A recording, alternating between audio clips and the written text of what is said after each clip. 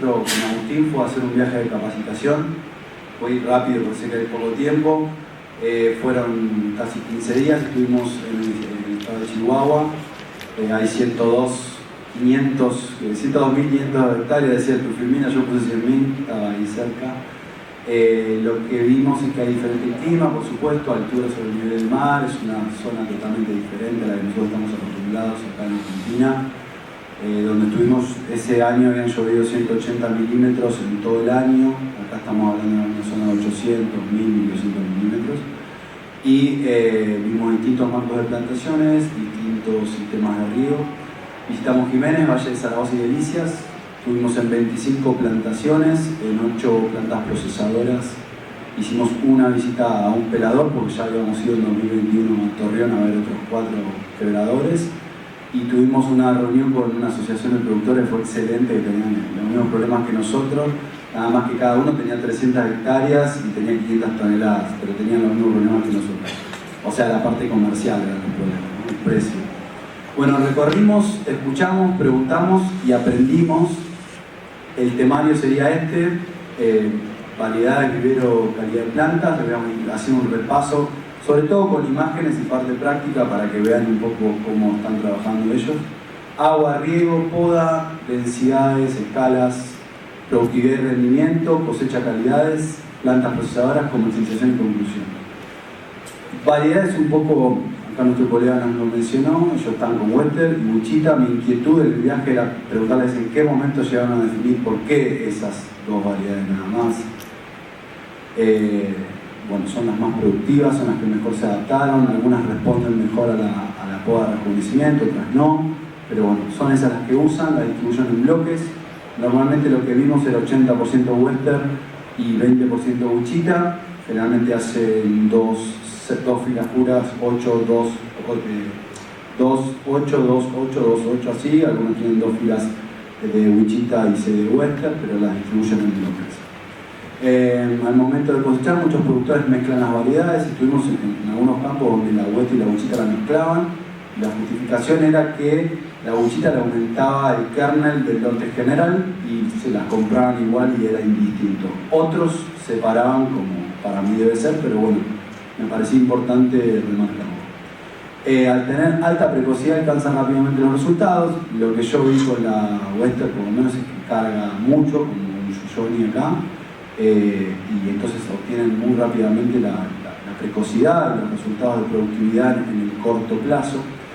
Vimos variedades como Barton y Mahan que las decopaban y les cambiaban la copa, o sea que ya las descartaban, pero hacían el cambio de copa y lo hacían independientemente de la edad que tenía ese árbol. Ahora voy a mostrar ejemplo, una planta de 60 años la cambiaron. Y las plantas de vivero se venden en cepellón de arcilla, que sería como que esté raíz desnuda, pero en un terrón de arcilla, le dan una vuelta a un film y las clasifican por calibre y las venden en función del calibre, es el precio.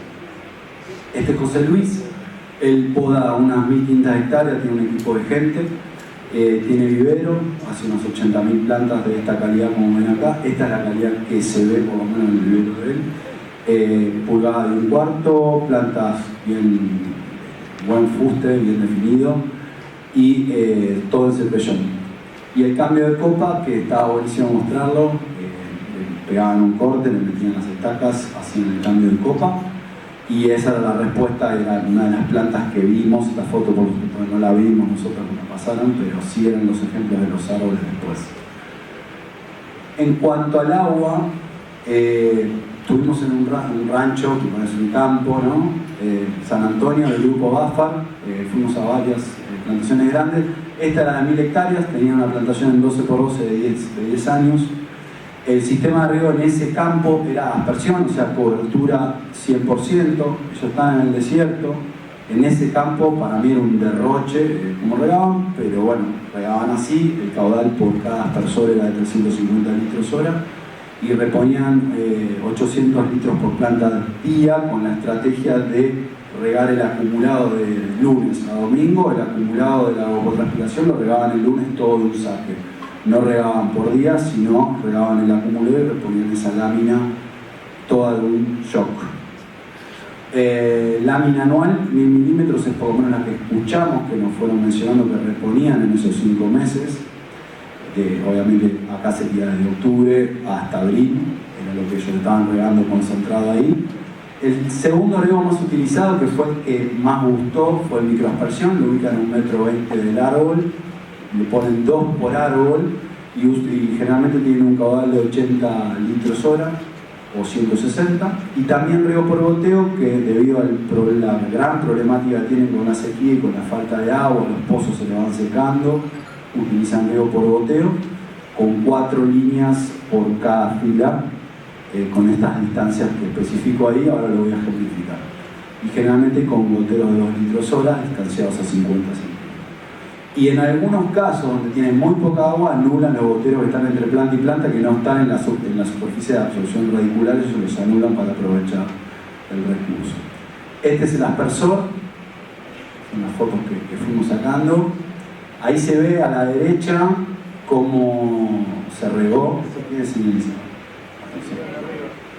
No, bueno, a la derecha se ve que está todo mojado y a la izquierda está todo seco. Ahí se ve cómo riegan 100% de cobertura, ¿no? Esos aspersores. El microaspersor, que acá se utiliza en un montón de lugares, es el que más nos gustó, lo vimos en plantaciones de todas las escalas, la mayoría tenían estos.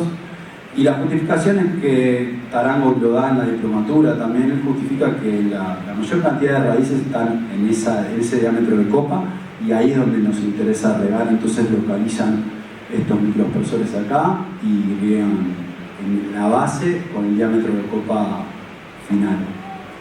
El de la izquierda es de México, el de la derecha es de Aldea, que se ve con el dron, que es el mismo sistema. Me parecía que estaba bueno que lo vean, cómo es el diámetro de mojado, entonces yo riego ahí específicamente, y lo demás no me interesa, yo riego donde están las raíces. Y el de goteo, que bueno, en este tipo de suelo se puede, en algunos casos acá en suelo arcilloso es bastante complicado enterrarlo, pero también se usa. Ahí se ven las 4 mangueras enterradas y acá como ya las estaban instalando y estaban cambiando a riego por goteo, y contaban que no notaban diferencia entre microaspersión y goteo con 4 líneas sobre la fila, no con una ni con 2, 4 líneas, todas abiertas los goteros. Bueno, poda, José Luis, como les dije, tenía un equipo de poda. El tema de la poda está unificada, no se discute si es copa multiramificada, si es líder central, líder central, todo lo que es plantación nueva. Plantación adulta ya establecida, definitivamente hacen poda de rejuvenecimiento sin miedo a tener un árbol que no sea estético, o sea, lo bajan y se terminó. Y es un tema que no se discute, o sea, se hace, se observa, están de esa manera las plantaciones y no pierdan tiempo en eso. O sea, poda de formación del líder central, liberación del fuste 1,30 m, 1,40 m, primer nivel, segundo nivel, tercer nivel, ángulo de 60 grados las ramas. Y ahí quiero hacer un comentario. Acá se hace la poda de formación del líder central, pero en Western es más fácil. La Western se acomoda bastante fácil con la estructura de copa que logra. Entonces es más fácil. Para mí, por ejemplo, acá todos sabemos que es mucho más cerrada, la que tiene Stuart también tiene ese problema, es una copa cerrada, no se puede lograr esa estructura tan definida. La poda de producción y poda de rejuvenecimiento y poda mecánica. Eso es todo lo que vimos. La del líder central es la de la izquierda, insisto, para mí también tenía la facilidad porque la Western se va acomodando fácil a comparar con las que tenemos nosotros acá. Izquierda de invierno, derecha como están formados los niveles, acá se puede observar la liberación del fuste, el primer nivel, el segundo, el tercero, y sí hacen una apertura y despunte, frenan todos 5 centímetros y lo hacen en plantaciones de 150 y 300 hectáreas, y la despuntan y inducen a la rotación lateral de las ramas cargadoras, y la despuntan y lo hacen obviamente en plantaciones jóvenes. La poda de rejuvenecimiento, esa es lo que yo fui a ver, porque yo tengo una plantación de 21 años y vengo con mi papá debatiendo de cómo bajarlas en altura. Obviamente no queremos perder kilos porque hacemos aceite, alfajor y todo lo que vieron, pero tenemos que recuperar las plantas porque si no van a entrar en envejecimiento fisiológico y eso va a generar una baja relación carbono-nitrógeno. Voy a tener más madera que reservas que nitrógeno y voy a empezar a tener muerte de ramas, de estructura. Morteros de estructura y de cargadores nuevos, que eso es lo peor y ya no se está pasando en mi campo. Entonces se lo voy a contar para que vean cómo lo hacían. Ellos dividían con un sistema de poda que es de limitación de altura. ¿Cómo lo hacen? Dividen el campo en tres, A, B, C. Fila A, este año, poda de rejuvenecimiento, bajan la altura a toda la fila y le hace una clarea interna a esa fila. A la B la clarean, a la C no la tocan. Entonces podaron un 33% fuerte, un 33% suave y un 33% no lo tocaron. Al otro año van a B, la bajan. A la A no la tocan, la miran de reojo, la B la bajan, ya la habían abierto el año pasado, y a la C la clarean. Y al otro año van a la C. La C la bajan en altura, a la B ni la miran y a la A la clarean. Y lo hacen, la mayoría que vimos lo hacía acá. Con la de la izquierda, era donde está Agustín, estaba loco, se quería traer una de estas máquinas para dar servicio. Entonces ahí conectaban una motosierra hidráulica y con eso van limitando la altura, un operario iba trabajando. Y bueno, la poda mecánica, que como todos ya saben, el que entra con esa máquina se casa y tiene que repetir, y además no se salvan de hacer el aclareo, o sea, también van a tener que hacer el aclareo. Entonces, no sé si lo entendieron, hacen ABC, 33% todos los años, al cabo de 3 años, de 4 años, renuevan toda la huerta. Esa es la forma más clásica. Hay otras personas que compran una huerta, renuevan todo, pierden ese año de producción y allá el segundo y el tercero tienen cargadores de 2 años y de 3 años que están en su máxima expresión y pueden terminar de tolerar toda la carga de ese clúster en las plantas. En cuanto a densidades, vimos de menor a mayor. Ninguna era igual. Esa era la verdad. Vimos 15 por 15, vimos 16 por 9, vimos 12 por 12, 13,5 por 7,5, 12 por 6, 10 por 10, 10 por 5 y 8 por 6. Todas eran diferentes. Es muy gracioso, pero es así. También vimos un 40 por 40, que eran 6 plantas por hectárea, ahí está en la foto. Agustín es el de la derecha, el de la izquierda soy yo, no llegábamos a tomarnos la mano. Eso es un árbol criollo en la zona en donde el árbol se da naturalmente, como puede ser acá en el delta, ¿no? Entonces estaba en una zona de confort el árbol, se siente cómodo y así venía y así producía. Era la verdad que emocionante, era majestuoso ver a ese bicho ahí y decir, ¡fuah! ¿Qué le queremos hacer a este chabón? Lo queremos adensar, pero mirá cómo se viene después. Y bueno, ahí porque está en una zona de confort y claramente es un lugar único, era esto del Valle de Zaragoza. Las escalas del proyecto, como para que tengan una idea, vimos plantaciones de la familia Esparza, de 2.500 hectáreas, vimos 1.500 hectáreas de Bafa en una zona y vimos 1.000 en otra, o sea, tenían distintas plantaciones con viñedo, bodega, etc. Después estuvimos con un grupo de 18 productores que en promedio uno tenía 100 hectáreas, otro tenía 300, otro tenía 150. Vimos este lote de 50 hectáreas y otro de 23 que fue el más chico que vimos. La productividad y rendimiento la fuimos preguntando y también observando, porque en el momento que fuimos estaban pre-cosecha y iniciando la cosecha, entonces la fruta se observaba, entonces se veían en algunos casos plantas con 26, 28 kilos, otras con 22, otras con 15, 12, había como una variedad, pero se veía la fruta, no es que no estaba. Entonces, hablando con los encargados y los asesores que estaban en esas plantaciones, hicimos un promedio, uno estaba en 2.300, 2.800, 1.300, 1.800, 2.000 y 3.000. Entonces, como para no dejar una receta, porque no la existe, hicimos un promedio entre los 3 años on y los 3 off de ellos, hablándolo, y coincidían que era 2.200 kilos por hectárea, lo que apuntaban tener regularidad. Regularidad entre el mejor y el peor. Ahí escuché que en un campo había 4.000 kilos de yoyoni, y después 300, bueno, el promedio son 2.000. Después, ¿cómo regular? Si descargando fruta, o con poda, o con reservas, o con todas las estrategias que ya conocen, es distinto. El promedio ellos apuntaban a este promedio. La cosecha, muy rápido, es muy común que exista servicio de cosecha mecanizado, es todo de piso, no se hace lona, algunos hacen mallas y hacen a mano, pero es todo mecanizado.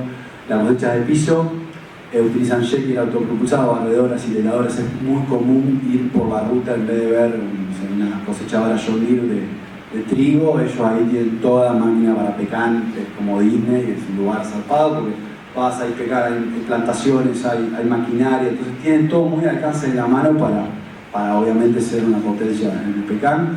La mayoría de los productores de 100 hectáreas tienen su propio equipamiento, y al ser una zona de muchas plantaciones vimos que en el año off el productor salía a dar servicio a maquinar, creo maquila, le dicen, bueno, maquilar, salen y dan servicio y arrasan porque tienen otro productor de 200 ahí, otro enfrente, está buenísimo. Bueno, visitamos Kazán, que es una empresa dedicada a onda atletas, a hacer maquinaria. Nos recibieron los dueños, 3 veces nos invitaron a comer y nos mostraron todo el desarrollo de maquinaria que hacían. Ahí está Agustín, está también en Disney, Chocho manejando la máquina, la limpiadora de campo. La parte de limpieza de campo la segmentaban en 2 etapas, no tenían un equipo que le haga todo, sino una prelimpiadora, que era el elevador y el sacador de hoja con el palo, que lo tienen ahí en el Rollo Barú, y después tenían una segunda a campo que sacaba los finos y el arrojador a campo y sacaban todo. Tienen que dejar la materia orgánica en el campo porque están en una zona complicada. Si se llevan todas las hojas, están al horno. Después tienen tolvas, bueno, la máquina que trasplanta árboles, que también es una locura. Y bueno, esas son más o menos las máquinas que fuimos viendo. En cuanto a planta procesadora, existen plantas procesadoras que dan servicio como acá. Estuvimos en una que hacía 2.500 toneladas, que todo lo que se produce acá es una locura. Capacidad de secado 150 toneladas por día. Está bueno decir que no usan gas ni calor ni quemadores, inyectan aire forzado a temperatura ambiente. Capacidad de procesamiento, la que vimos, tenía de 50 toneladas por turno. Y en la mesa de inspección de cáscara y en recepción utilizan ojos electrónicos que ni siquiera los tienen que comprar, los alquilan por temporada. Esos 2 meses los alquilan. Genial. Entonces, más fácil todavía. En esta planta tenían un ojo electrónico en la línea sucia y después tenían un derrenador, y esa no es derrenada, se iba a otro ojo y la reclasificaba otro ojo para que le limpiaran el rueno. Y adentro tenía las mesas de inspección con también el ojo electrónico. Y algo que constantemente hacen es separar por calidades las primeras y las segundas y hasta las terceras. Todo lo venden, inclusive las nueces de rueno cerrado que desruenan, retiran un camión y se venden. Las plantas procesadoras de los propios productores, que me parece que es el mensaje que hay que dar acá, que cada productor, si quiere vender bien su fruta a cualquier comercializador, todos como productores primarios tienen que tener su planta de acondicionamiento. Por eso es muy importante que hagan proyectos de 30, 40, 50, 60 hectáreas para arriba para poder amortizar esa planta procesadora, y que ustedes mismos reciban el comprador en su empaque, pinchen la bolsa, le hagan el análisis y ahí puedan arreglar el valor y que se lleven las nueces y ya está. Todos los productores disponen de plantas procesadoras, más lindas, más feas, viejas, fierros, algo tienen, todos algo tienen, pero lo hacen ellos. Y todos los productores, luego de procesar y almacenar, venden a comercializadores. No pela, por lo menos los que vimos nosotros, no pela, no nada, o sea, se llevan la fruta. Y estas son las plantas, estas son los ojos electrónicos, las secadoras, que son como de material desplegado cilíndrico de 10 toneladas cada una. Remojan, lavan la fruta. Esta foto me pareció buenísima porque la nuez entra por este aspirador y separa la primera, la manda para un lado y la segunda para el otro. Entonces la segunda va a una mesa y ahí hay otro soplador y separa también la tercera. Entonces está como en cadena. Primera, segunda y tercera es kernel 57, 54 y ahí para abajo, ¿no? Para los que no saben. Ahí está, en general era eso: recepción, ardillona, destornador, lavador, ojo, secador, separador de kernel, ojos electrónicos y terminación de producto. Eso fue todo. Estuve de vacaciones haciendo esta presentación y me leí el monje que vendió su Ferrari y hice esta conclusión: que las 7 virtudes de la vida esclarecida y productiva del pecanero es dominar la mente y dominar al cultivo y uno mismo, seguir el propósito y producir nueces en cantidad y calidad, practicar el Kaizen, que sería la mejora continua, sobre los procesos de manejo integrado, como dice el doctor Tarango, Vivir con disciplina y aplicar en cada etapa fenológica las técnicas correspondientes, o sea, tener hábitos, pero también en la plantación. Servir desinteresadamente a los otros y brindar toda la información, participando en reuniones y agradeciendo este espacio, por supuesto, porque si no nos transmitimos la verdad, estamos todos al horno. Respetar el tiempo propio, la naturaleza del árbol en su madurez, y mientras tanto ir equipándose, porque el árbol nos da el tiempo de ir equipándonos, y eso lo tenemos que saber y lo tenemos que ir haciendo. Y abrazar el presente y agradecer este espacio a todos los presentes en esta gran jornada pecanera, porque para mí siempre es emocionante y un orgullo poder transmitir lo que aprendí. Y como conclusión general, más técnica, el ABC es agua, poda, nitrógeno y zinc. Y después el genotipo, porque nosotros tenemos problemas de productividad porque cada uno planta lo que escuchó que produce. Entonces, desde ahí vamos medio mal. Tenemos que entender que hay determinadas variedades que son más productivas y poder, entre técnicos y productores, observar cuáles son esas 4, obviamente en una zona determinada, y correlacionarlo con la industria que la va a pelar. Entonces, chicos que pelan, ¿cuáles son las 4 que ustedes remojando, sanitizando, pueden pelar mejor? Bueno, ¿cuáles son las 4 que el productor va a poder ganar plata y va a tener productividad y va a poder calmar la ansiedad de sus años de espera? Perfecto. Para mí ese es el camino y por supuesto unificar la calidad, pero en cuanto a la parte técnica, agua, poda y nitrógeno. Cosechar bien. Y por último, no existen recetas ideales.